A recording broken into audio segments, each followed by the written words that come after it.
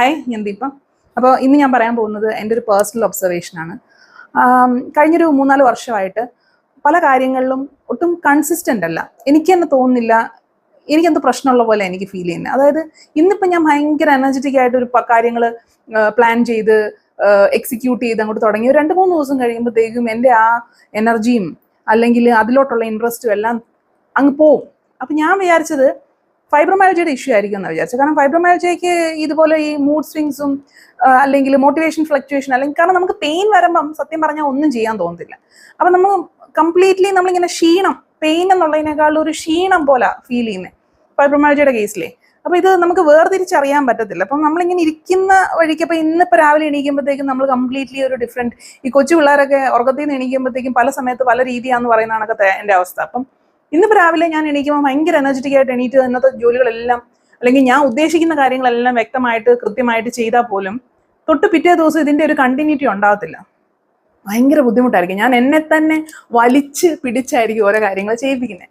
അപ്പം അതിങ്ങനെ കുറേ നാളായിട്ടിങ്ങനെ വരുന്നൊരു സംഭവമാണ്.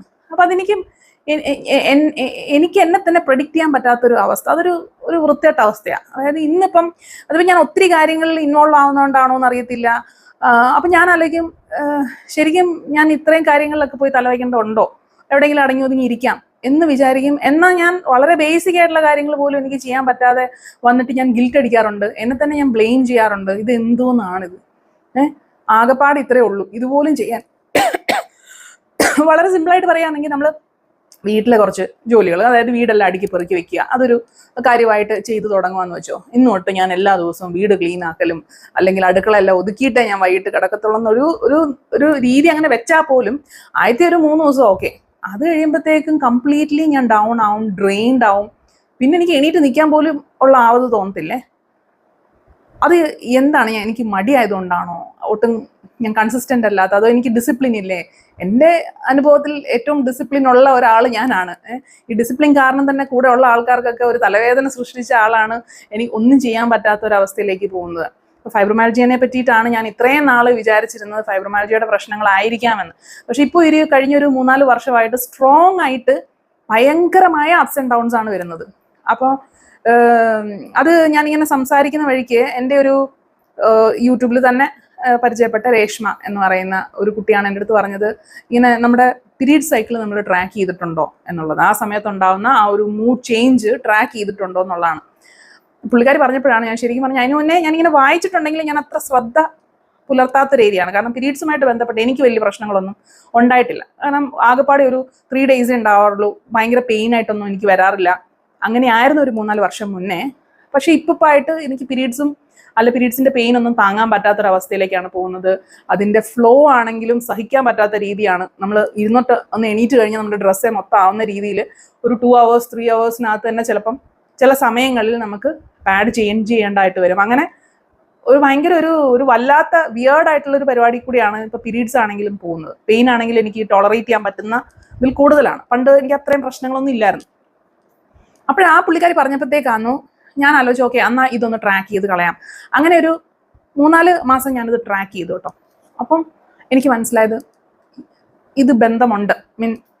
ആ പീരീഡ് സൈക്കിളും എൻ്റെ ഈ ഒരു കൺസിസ്റ്റൻസി ഇല്ലായ്മ അല്ലെങ്കിൽ എൻ്റെ ആ ഒരു എനർജി ഡ്രെയിൻ ആവുന്നതുമായിട്ട് ബന്ധമുണ്ട്. അപ്പം നിങ്ങൾക്ക് ആർക്കെങ്കിലും നിങ്ങൾ ആരെങ്കിലും ഇത് ട്രാക്ക് ചെയ്തിട്ടുണ്ടോ എന്ന് എനിക്കറിയത്തില്ല. ഞാനിത് ട്രാക്ക് ചെയ്ത് കഴിഞ്ഞപ്പോഴത്തേക്കും കുറച്ച് കാര്യങ്ങൾ എനിക്ക് മനസ്സിലായത് എന്താണെന്ന് വെച്ച് കഴിഞ്ഞാൽ, നമ്മൾ ആ പീരീഡ്സിൻ്റെ സ്റ്റാർട്ട് ഉണ്ടല്ലോ, അതായത് day 1 പീരീഡ് സ്റ്റാർട്ട് ചെയ്യുന്ന അന്ന് തൊട്ട് ഒരു 5 ദിവസത്തേക്ക് കംപ്ലീറ്റ്ലി ദേഹം മൊത്തം വേദനയും ഒന്നും ചെയ്യാൻ പറ്റാത്തൊരവസ്ഥയാണ്. അതായത് എനിക്ക് എണീറ്റ് നിൽക്കാൻ പോലും ആവതില്ല. അപ്പം നമ്മൾ കംപ്ലീറ്റ്ലി ഡൗൺ ആയിരിക്കും. അന്നേരം എനിക്ക് ആരോട് സംസാരിക്കണ്ട, ആരെയും കാണണ്ട, പിന്നെ ഒരിടത്തോട്ടും പോകണ്ട, കുളിക്കണ്ട, മനസ്സിലായില്ലേ, കുളിക്കണ്ട. ഈവൻ ഇപ്പം ഞാൻ എൻ്റെ ഒരു സൈഡ് ഇൻകം എന്നുള്ള നിലയിൽ എനിക്ക് ചെയ്യാൻ പറ്റുന്ന ആകെപ്പാടെ ഉള്ളൊരു കാര്യം യൂട്യൂബ് വീഡിയോസ് ചെയ്യുക എന്നുള്ളതാണ്. അതിൻ്റെ സ്ക്രിപ്റ്റൊക്കെ ഞാൻ സാധാരണ ഒരുവിധപ്പെട്ട സ്ക്രിപ്റ്റ് എല്ലാം ഞാൻ ഓൾറെഡി പ്രിപ്പയർ ചെയ്ത് വെച്ചേക്കും. പിന്നെ എനിക്ക് ക്യാമറ ഓൺ ആക്കുക ജസ്റ്റ് പറഞ്ഞാൽ മതി. അപ്പോൾ ഇപ്പോൾ എന്ന് വെച്ച് കഴിഞ്ഞാൽ എനിക്ക് യൂട്യൂബ് വീഡിയോസ് ചെയ്യാനായിട്ട് ഒന്നും ഒരുങ്ങാൻ തോന്നാറ്. അതായത് ഞാൻ ഇപ്പോഴും ഇരിക്കുന്നത് അങ്ങനെ തന്നെയാണ്. ജസ്റ്റ് എൻ്റെ മുഖത്തെ ആ വൃത്തികേട് മറക്കാൻ ഞാൻ ഈ കണ്ണാടി എടുത്തങ്ങോട്ട് വെക്കുകയോ ചെയ്യുന്നത്. ഇപ്പം അതാണ് എൻ്റെ ഒരു ആഭരണം എന്ന് പറയുന്നത്. വേറെ ഒരു മേക്കപ്പും ഒന്നും ഇല്ല, ചുമ്മാ വന്നിരുന്ന് ചെയ്യാം. അതാണ് ഞാനിപ്പോൾ ചെയ്യുന്നത്. കാരണം അത്ര എഫേർട്ട് ഇടാൻ പോലും എനിക്ക് പറ്റുന്നില്ല എന്നുള്ളതാണ്. അത്രയ്ക്ക് നമ്മൾ ഡ്രെയിൻ ആയി പോവാണ്. പക്ഷെ ഇതിപ്പം പീരീഡ്സുമായിട്ട് ബന്ധപ്പെട്ടൊന്നുമില്ല, എനിക്ക് അറിയത്തില്ല, ഞാൻ കംപ്ലീറ്റ്ലി ഡൗൺ ആണ്. ഇടയ്ക്ക് ഭയങ്കര ഹൈ ആണെങ്കിൽ കുറച്ച് കഴിയുമ്പം ഡൗൺ ആവുന്നുണ്ട്. പക്ഷെ ഞാൻ ഈ പറഞ്ഞ പീരീഡ് സൈക്കിളുമായിട്ട് ഇതിനൊരു ബന്ധം എനിക്ക് ഫീൽ ചെയ്യുന്നുണ്ട്. അല്ലാണ്ടേയും എനിക്ക് മൂഡ് ചേഞ്ച് ഉണ്ടാവുന്നുണ്ട്, അതെനിക്ക് അറിയത്തില്ല. ഞാൻ പറഞ്ഞ പോലെ ഇപ്പോൾ ഇത് എനിക്കൊരു അത്യാവശ്യ ഘടകമാണ്. നമ്മളിപ്പോൾ വേറെ ജോലിക്കൊന്നും പോകുന്നില്ല. അപ്പൊ എനിക്കൊരു ചെറിയ ഒരു ഇൻകം എന്ന് പറയുന്നത് കിട്ടുന്നത് യൂട്യൂബിൽ നിന്നാണ്. അപ്പൊ അതിന് സ്ഥിരമായിട്ട് വീഡിയോ ചെയ്താൽ മാത്രമേ പറ്റത്തുള്ളൂ. പക്ഷെ അങ്ങനെ ഒരു വീഡിയോ ചെയ്യാനുള്ള ഈവൻ ദോ സ്ക്രിപ്റ്റ് ഒക്കെ ഞാൻ ചിലപ്പോൾ എനിക്കൊരു എനർജി ഉണ്ടാവുന്ന ദിവസങ്ങളിൽ ഞാൻ ഒരു മാസത്തേക്കുള്ള സ്ക്രിപ്റ്റ് ഞാൻ എഴുതി വെക്കും. എഴുതി അത് പ്രിന്റ് എടുത്ത് കൈ വെച്ചേക്കും. സോ ദാറ്റ് എപ്പോൾ എനിക്ക് മൂഡ് തോന്നുന്നു ഓടിപ്പോയി വീഡിയോ എടുക്കുക എന്നുള്ളതാണ്. പിന്നെ ഞാൻ ചില വീഡിയോസ് എനിക്ക് അപ്പം തോന്നുമ്പോൾ ഞാൻ പെട്ടെന്ന് പോയിട്ട് ചെയ്യുന്ന വീഡിയോസ് ഉണ്ട്. അതാണ് കൂടുതലും അടുപ്പിച്ച് വരുന്നത് അങ്ങനെയാണ്. അല്ലാതെ എനിക്ക് ഇപ്പൊ ആഴ്ചയിൽ 2 വീഡിയോ, ആഴ്ചയിൽ 3 വീഡിയോ അങ്ങനൊന്നും ചെയ്യാൻ പറ്റുന്നില്ല. ഈവൻ ഇപ്പൊ ആഴ്ചയിൽ 1 വീഡിയോ ഒന്നും ഞാനൊരു നിർബന്ധം വെച്ചാൽ എനിക്ക് ചെയ്യാൻ പറ്റത്തില്ല. കാരണം എൻ്റെ മൂഡാണോ മോട്ടിവേഷൻ ആണോ എന്ന് എനിക്ക് പറയാൻ പറ്റുന്നില്ല. കംപ്ലീറ്റ്ലി ഫ്ലക്ച്വേറ്റിംഗ് ആണ്. എനിക്കത് അങ്ങോട്ട് സെറ്റ് ആവണില്ല. ഈവൻ ദോ ഇങ്ങനെ ഒന്ന് വീഡിയോ എടുക്കാനോ, ചിലപ്പോൾ രാവിലെ എണീറ്റ് നൈറ്റിയിലാണെങ്കിൽ ആ നൈറ്റിയെ തന്നെ ഞാൻ ഇവിടെ കിടപ്പായിരിക്കും, കുറച്ചും കൂടി കിടക്കുക. അത് മാത്രമേ പിള്ളേരെല്ലാം ഒരു വിധത്തെ എങ്ങനെയെങ്കിലുമൊക്കെ പിള്ളേരെയൊക്കെ പറഞ്ഞു വിട്ടിട്ട് സ്വസ്ഥമായിട്ട് കയറി കിടന്ന് ഉറങ്ങുക. അതാണ് ഇപ്പോൾ കൂടുതൽ നടക്കുന്നത്. അവിടുന്ന് എണീറ്റ് ഒന്ന് എന്നെ തന്നെ പുഷ് ചെയ്ത്, ആരും വന്ന് പുഷ് ചെയ്യാനില്ലല്ലോ, അപ്പൊ എന്നെ തന്നെ വന്ന് പുഷ് ചെയ്ത് ഒരു വീഡിയോ പോലും ചെയ്യാനുള്ള ചില ദിവസങ്ങളിൽ ഉണ്ടാവാറില്ല. അപ്പൊ അത് ഫൈബ്രോമാൽജിയ ആണോ ഇത് ഈ പീരീഡ് സൈക്കിളിന്റെ ആ ഒരു ഏറ്റക്കുറച്ചിൽ, ആ ഹോർമോണൽ ഇതാണോ എന്നൊന്നും എനിക്ക് മനസ്സിലാവാറില്ല. പക്ഷെ ഞാൻ ഈ പറഞ്ഞ പോലെ ഈ പീരീഡ്സ് സൈക്കിൾ ട്രാക്ക് ചെയ്തപ്പോൾ എനിക്ക് മനസ്സിലായ ഒരു കാര്യം ശരിയാണ്. പീരീഡ്സിന്റെ ഫസ്റ്റ് വീക്ക് ഉണ്ടല്ലോ, 4 വീക്കായിട്ട് നമ്മൾ തിരിക്ക് വന്നല്ലേ, 4 ഫേസസ് ആയിട്ട് തിരിക്ക് വന്നെങ്കിൽ പീരീഡ്സ് സ്റ്റാർട്ട് ചെയ്ത് ആദ്യത്തെ ഒരാഴ്ച എന്ന് പറയുന്നത് കംപ്ലീറ്റ്ലി ബോഡി പെയിനും പിന്നെ ഒട്ടും ഉത്സാഹമില്ലാത്ത ഒരു ഫേസ് ആണ്. ഉത്സാഹക്കുറവേ ഉള്ളൂ. പക്ഷെ നമ്മളിങ്ങനെ വെമ്പി നിൽക്കും, എന്തെങ്കിലും ഒന്ന് ചെയ്യണം. കാരണം എനിക്ക് ഭയങ്കര ഗിൽറ്റാണ്. എന്നെ തന്നെ ഞാൻ ബ്ലെയിം ചെയ്യുവാണ്.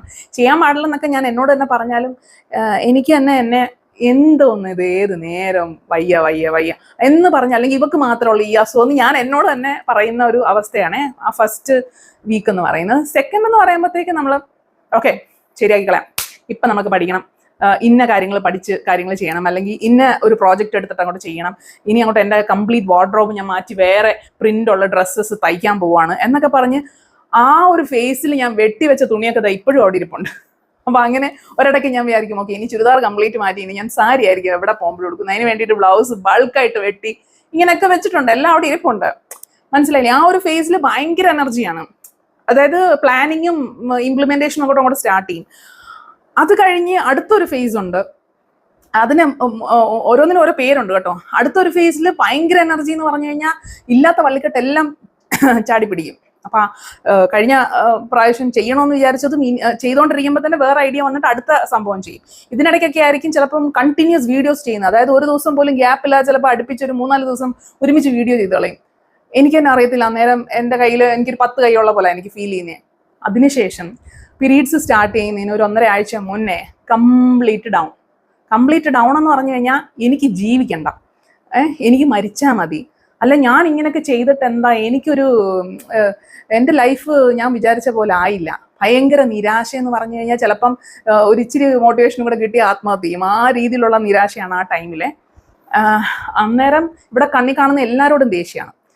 അതായത് ഞാൻ ഇങ്ങനെ ദേഷ്യം പിടിച്ചിരുന്നിട്ട് ഞാൻ ഇപ്പോൾ ഓൾറെഡി ഇതിനെപ്പറ്റി എനിക്ക് അറിയാവുന്നതുകൊണ്ട് ഞാൻ ഓൾറെഡി ഹസ്ബൻഡിനോടൊക്കെ പറയും, അതുകൊണ്ടല്ലോ എനിക്ക് നിങ്ങളെ ഡിവോഴ്സ് ചെയ്യണം എന്ന് തോന്നുന്ന ഫേസ് എത്തിയിരിക്കുകയാണ്, എന്നോട് സൂക്ഷിച്ച് സംസാരിക്കണം എന്ന് ഞാൻ പറയും. കാരണം ഇല്ലെങ്കിൽ ഇവിടെ ഒരു അടി ഉറപ്പാണ്.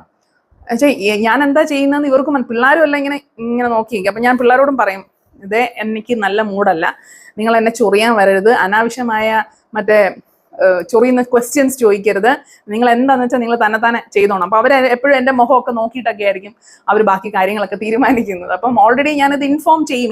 ഇപ്പോൾ ഞാനിങ്ങനെ ട്രാക്ക് ചെയ്യാൻ തുടങ്ങിയപ്പോൾ എനിക്കറിയാം. എന്നുവെച്ചാൽ കംപ്ലീറ്റ്ലി എപ്പോഴും ട്രാക്ക് ചെയ്യുന്നല്ല, ഞാൻ അടുപ്പിച്ചൊരു 3 മാസം ട്രാക്ക് ചെയ്തു. അപ്പം എനിക്ക് കാര്യം മനസ്സിലായി, ഇത് ഈ ഒരു അപ്സ് ആൻഡ് ഡൗൺസിൽ കൂടെ തന്നെയാണ് നമ്മൾ പോകുന്നേ. മനസ്സിലായില്ലേ? അതായത് പീരീഡ്സിന്റെ തൊട്ട് മുന്നേയും പീരീഡ്സിന്റെ ആ ടൈമിലും സംഭവം കൈവിട്ട കളിയാണ്.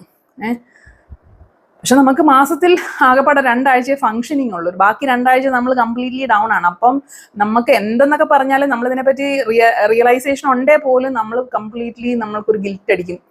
ഇത്രയും നാള് ചെയ്ത പോലല്ല, ഭയങ്കര ഉഴപ്പാണ്, ഒട്ടും ഡിസിപ്ലിൻ ഇല്ല, ഭയങ്കര മടിയാണ്.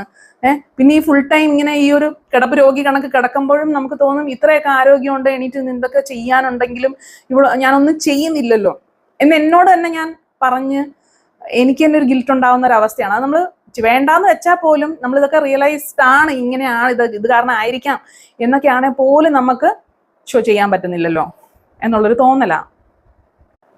അപ്പൊ ഇതിന്റെ പേര് ഞാൻ നോക്കിയായിരുന്നേ. ഫസ്റ്റ് എന്ന് പറയുന്നത് മെൻസ്ട്രൽ ഫേസ് ആണ്.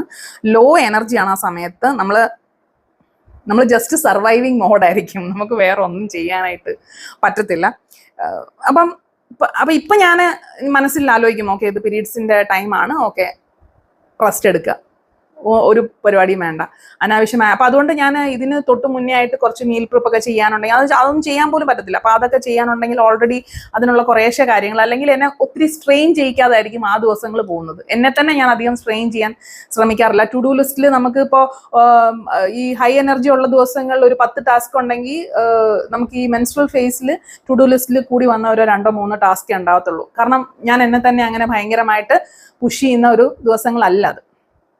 പിന്നെ അടുത്ത ഫേസ് എന്ന് പറഞ്ഞാൽ ഫോളിക്കുലർ ഫേസ് ആണ്. അതായത് പയ്യെ നമ്മുടെ എനർജി റൈസ് ആയിക്കൊണ്ടിരിക്കുകയാണ്. ആ സമയത്ത് നമ്മൾ പ്ലാനിങ്ങും ഈ ഞാൻ പറഞ്ഞില്ലേ ഇപ്പൊ സ്ക്രിപ്റ്റ് ഒക്കെ ഉണ്ടാക്കി വെക്കണമെങ്കിൽ അതായത് ഒത്തിരി നമുക്ക് ഇൻവോൾവ് ആവാൻ പറ്റത്തില്ലെങ്കിലും സ്ക്രിപ്റ്റ് ഒക്കെ ഉണ്ടാക്കി വെക്കുക, അല്ലെങ്കിൽ പ്ലാനിങ് ചെയ്യുക, ഇന്ന സാധനം പഠിക്കണം, അതിന് വേണ്ടിയിട്ടുള്ള പ്ലാനിങ്ങും ഗോൾ സെറ്റിങ്ങും ഒക്കെ ചെയ്യുന്നത് ആ സമയത്തായിരിക്കും. അല്ലെങ്കിൽ പുതിയ ഹാബിറ്റ്സ് തുടങ്ങുന്നൊക്കെ ഈ ഒരു സമയത്തായിരിക്കും. പിന്നെ വരുന്നതാണ് ഓവുലേഷൻ ഫേസ്. അത് ഒരു പീക്ക് എനർജി ടൈമാണ്. അന്നേരം നമ്മളെ കവിഞ്ഞ് വേറൊരാളുണ്ടാവത്തില്ല. ആ രീതിയിലായിരിക്കും ഇവിടെ ഓടിച്ചാടി നടന്ന ഓരോ കാര്യങ്ങളൊക്കെ ചെയ്യുന്നത്. ഇംപ്ലിമെന്റേഷൻ ആയിരിക്കും. എങ്കിൽ പോലും ഇടയ്ക്കിടയ്ക്ക് ഡ്രെയിൻഡ് ആവാറുണ്ട്. അത് മേ ബി ഫൈബ്രോമയാൽജിയുടെ ഒരു ഇടപെടലും കൂടെ കാണും ഇതിനകത്ത്. അപ്പം അന്നേരം എനിക്ക് ഓക്കെയാണ്, നമ്മളൊരു നോർമൽ ആളായിട്ട് ഫീൽ ചെയ്യും. പിന്നെ നമ്മുടെ ആ ബോഡി പെയിനും ഓൾറെഡി ഉള്ള ഫൈബ്രോയിഡ് ഇഷ്യൂസ് ഉണ്ടെങ്കിൽ നമ്മൾ അത്ര ഒന്ന് താഴെ പോകത്തുള്ളൂ. എങ്കിൽ പോലും പെട്ടെന്ന് നമ്മൾ ബൗൺസ് ചെയ്യുന്ന ഒരു ഫേസ് ആണത്. പിന്നെ വരുന്നതാണ് ഈ ലൂട്ടിയൽ ഫേസ് എന്ന് പറഞ്ഞ ഇറിറ്റേഷൻ ആൻഡ് ഓവർ തിങ്കിങ് ഒക്കെ വരുന്ന ഒരു ഫേസ്. ഇതാണ് എനിക്ക് ഒട്ടും നമുക്ക് നമ്മളെ തന്നെ ഒന്ന് കൺട്രോൾ ചെയ്യാൻ പറ്റാത്തൊരു ഫേസ്. അത് അന്നേരം ചിന്ത പോകുന്നതെന്ന് പറഞ്ഞു കഴിഞ്ഞാൽ എനിക്ക് തന്നെ വട്ടാവും. അതുപോലത്തെ ചിന്തകളാണ് കയറി വരുന്നത്. നമ്മൾ ആവശ്യമില്ലാതെ ആൾക്കാരുടെ അടുത്ത് തട്ടിക്കയറും, പെട്ടെന്ന് തന്നെ ഡീമോട്ടിവേറ്റഡ് ആവും, ഇരുന്ന് കരയും, മനസ്സിലായില്ലേ? അപ്പൊ ഇങ്ങനെ ഒരു ഭയങ്കരമായ അപ്സ് ആൻഡ് ഡൗൺസ് ആണ് എൻ്റെ ലൈഫിൽ പൊക്കോണ്ടിരിക്കുന്നത്. അപ്പം നമ്മളിങ്ങനെ നോക്കുമ്പം ഓക്കെ ഇതിപ്പം കുറേ നാൾ മുന്നേ ഒന്നും ഇല്ലായിരുന്നു, ഇപ്പം റീസെൻ്റ് ആയിട്ടാണ് ഇങ്ങനെ വരുന്നതെങ്കിൽ മെനോപോസുമായിട്ട് ബന്ധപ്പെട്ട കാര്യങ്ങൾ ആവാമെന്ന് പറയുന്നുണ്ട്. സ്റ്റിൽ ഇതൊരു ബുദ്ധിമുട്ടുള്ള, വളരെ നമുക്ക് മനസ്സിലാക്കാൻ ബുദ്ധിമുട്ടുള്ള, അല്ലെങ്കിൽ നമുക്ക് തന്നെ നമുക്ക് തന്നെ കഷ്ടം തോന്നുന്ന ഒരു ഫേസ് ആണ്.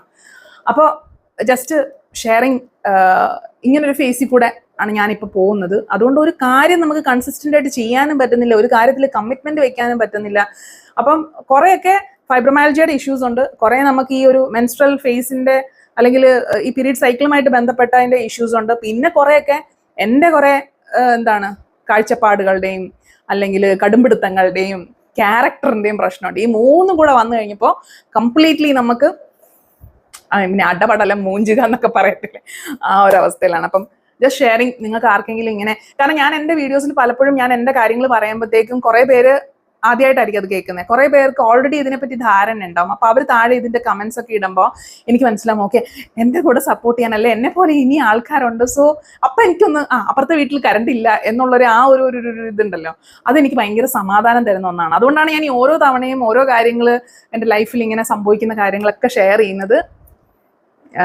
അതിന് ഒരു സെപ്പറേറ്റ് ഒരു കുഞ്ഞ് ഫാൻ ബേസ്, എനിക്ക് വലിയ സബ്സ്ക്രൈബേഴ്സ് കൗണ്ടും കുറവാണ്, വ്യൂവർഷിപ്പും വളരെ കുറവാണ്.